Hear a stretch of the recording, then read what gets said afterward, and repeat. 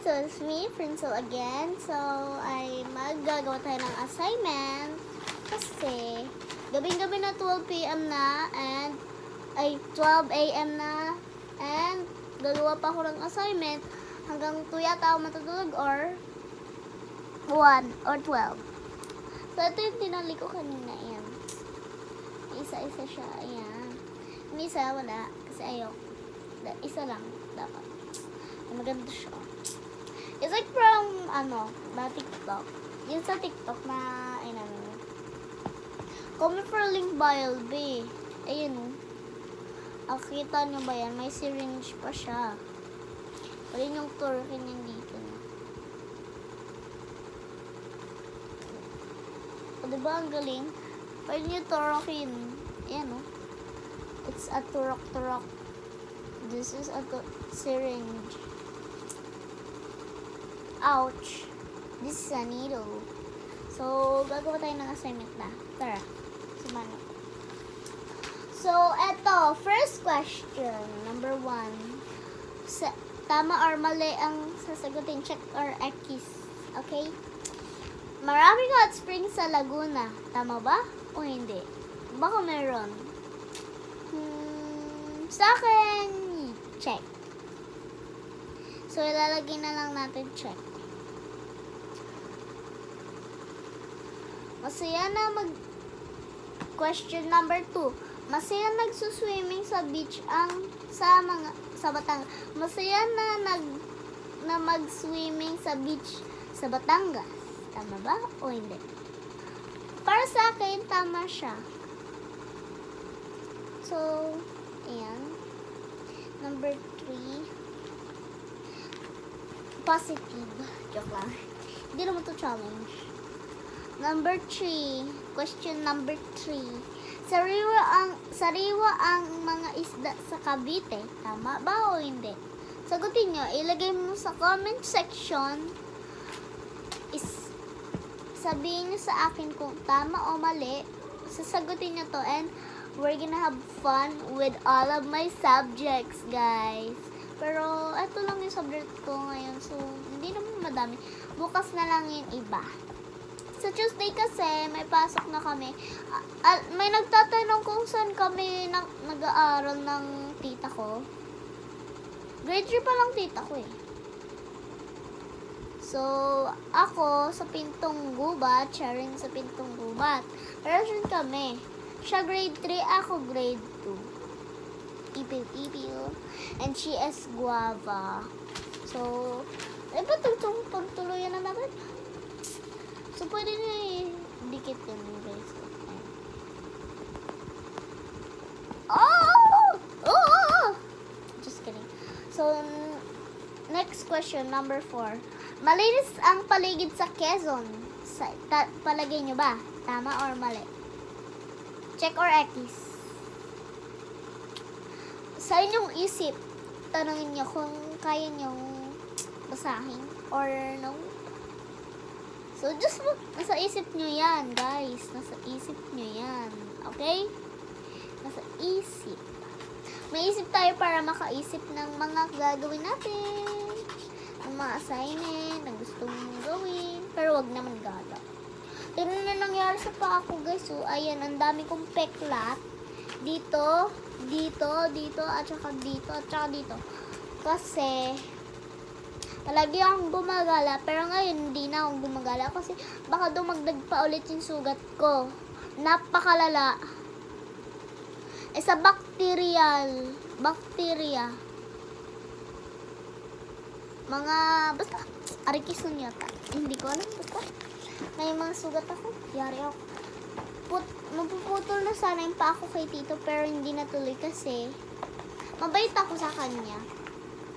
Kasi love ko naman tito ko siya.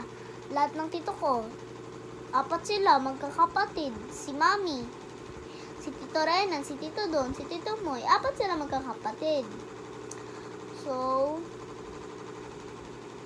siya yung pinaka-favorite kong tito, si Tito Renan at si Tito Don at si Tito Moy. Kasi, sila ang tumutulong sa akin. Sila nagbibigay ng mga pera, biyaya, at saka mga stuff na hindi ko naman hinihingi. Eh, hindi ko hinihingi, binibigay pa sa akin. Tapos binibigyan ako dati ng pera ni Tito Moy at saka ni Tito Renan.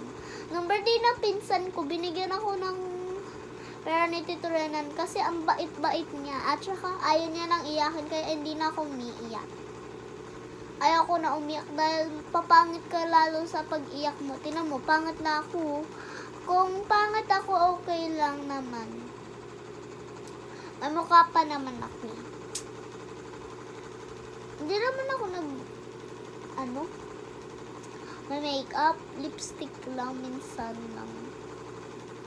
Kaya so, pagka araw-araw kayo magli-lipstick, guys, mamamalat yun, ganito nyo. Tapos magkakaroon kayo ng mga sugat-sugat dito. So, wag kayong mag-lipstick araw-araw. Ako minsan-minsan lang, kaya hindi na ako na lipstick kasi ayaw ko na. At maubos yung lipstick ko. Oh. Aray ko. O, sige. Start natin. Next. Question number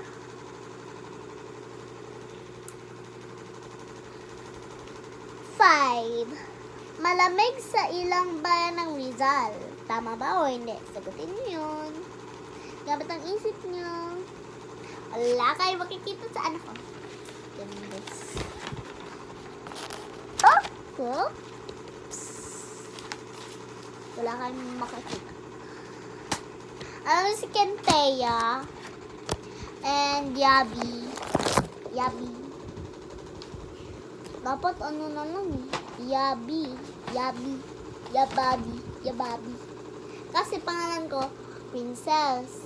Kaya G naman Yaji. Oh. Kung kami, Yabi. Babi. Ay, pangalan ko pala Babi.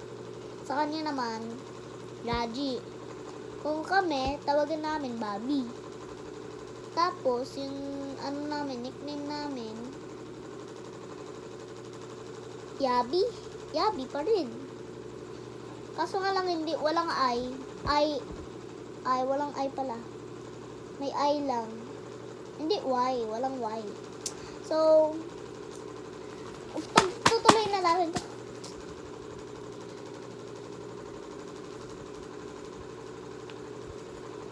Your life. Pero sila Ate Sabi ang ganda. Meritins pero si Sophia sobrang salbahe.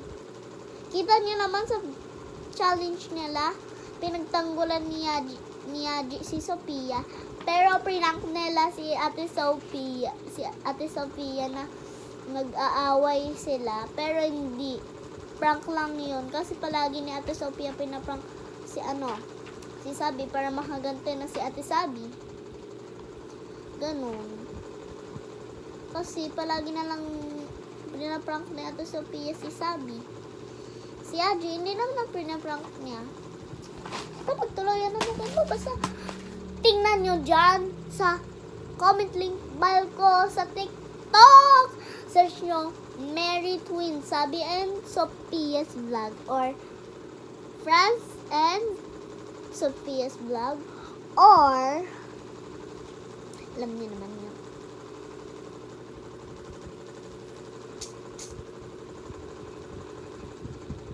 Yaji or Sabi's Vlog. Yaji and Sabi's Vlog. Yun. So, patuloy na natin. Next, number B. Matamis ang pinya sa Cavite. Di pinya. Number 1, pinya.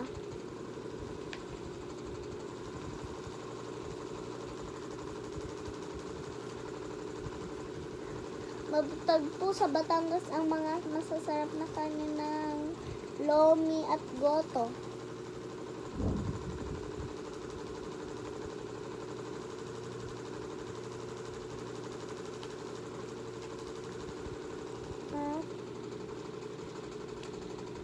Goto.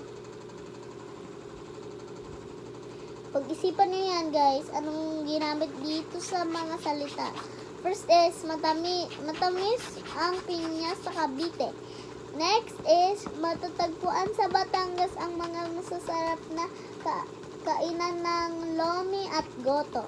Ganon. Sagutin nyo yan, guys. I know it might be crazy, but did you hear the story? I think I haven't played it, girl. Ito naman, next. Sa Laguna, maraming hot okay, hot springs? Hot springs sa akin.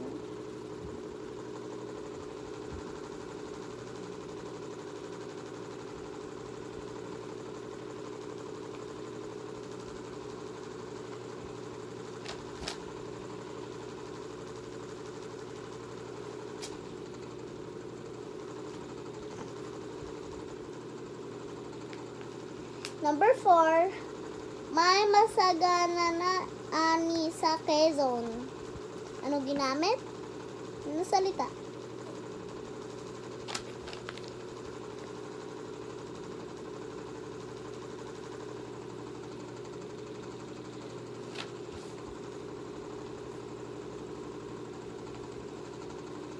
Number 5, may malaking na windmill sa Rizal.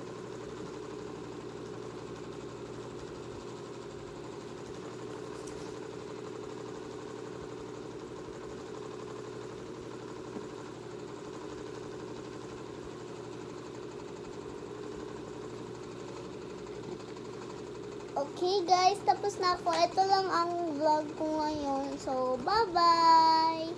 Kahit na bukas na lang ako mag-vlog ng 8 PM. Kung binigay sa akin ni Mami yung cellphone, mag-vlog ako ulit. So, makikita niyo ako mag-assignment ulit. So, ito na lang yung last. Bye-bye! Don't forget to subscribe, like, and share. Bye-bye!